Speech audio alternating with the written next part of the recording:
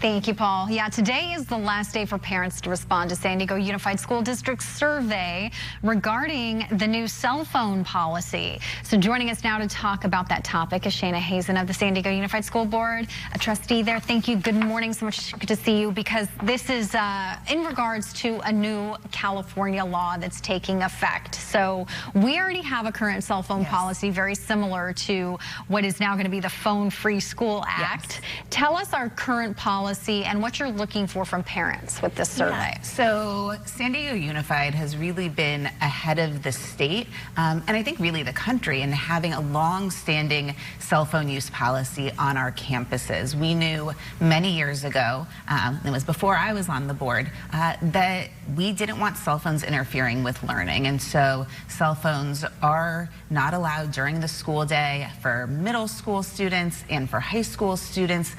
We do allow high school students to use their phones during lunch. And a few months ago, the governor said every school in California needs to adopt a cell phone policy. We already have one, but we decided to take a second look at it. A lot's changed since we initially adopted our policy. There's more access to social media. We're recognizing how dangerous phones are. And we also wanted to make sure we were talking to students and that we were talking to parents and to educators to really see whether our policy is a good one, what might need to be changed. And so we've been doing that work, and our superintendent, Dr. Bagula, has been leading that work over the last few months. And as you mentioned, today is the last day for families to share their feedback with us so that we can adopt a final policy in August. Now, if parents did not get a survey, where can they go to provide their feedback? So families can go, they can go on our website, email us at our regular info email. They can find my email and share feedback, but they should have received a link from the district, and those have gone out a few times. They've gone out in newsletters and in other messaging. So explain how for middle school students, say, they are not allowed to have their cell phones, but they do have them on them. Explain how it's enforced. So the phones are currently, you are not allowed to use the cell phone from bell to bell.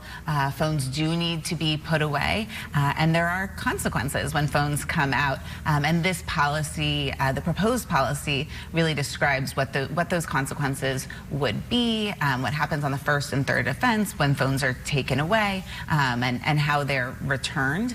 So right now, we ask students to put them away in their backpacks. Can they still be on?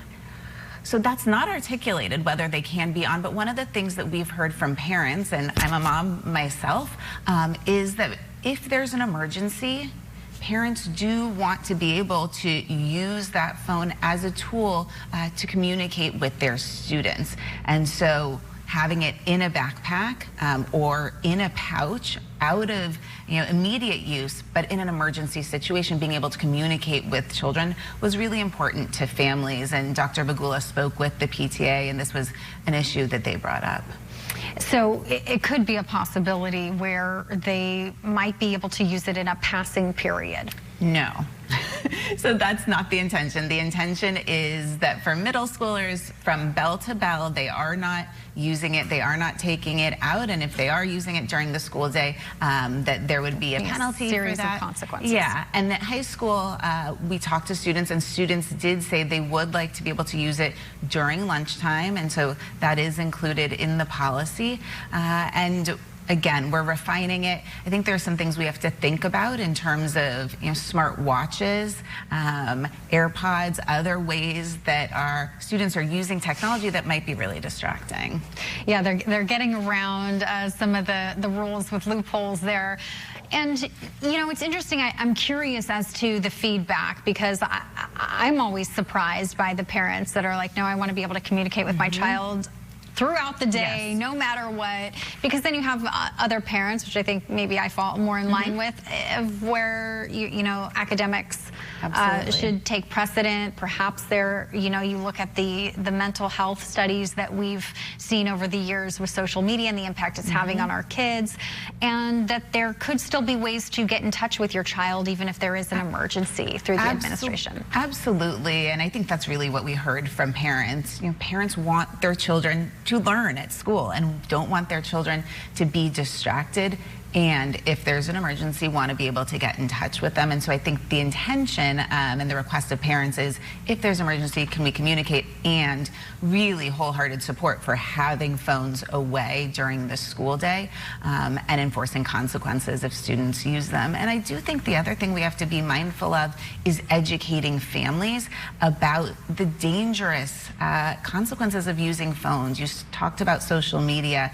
We introduced a resolution and shared information earlier this school year about the dangers of cell phone use, and that really goes part and parcel with this policy. Not just what's happening during the school hours, but really recognizing that outside of school hours, phones can be really dangerous too.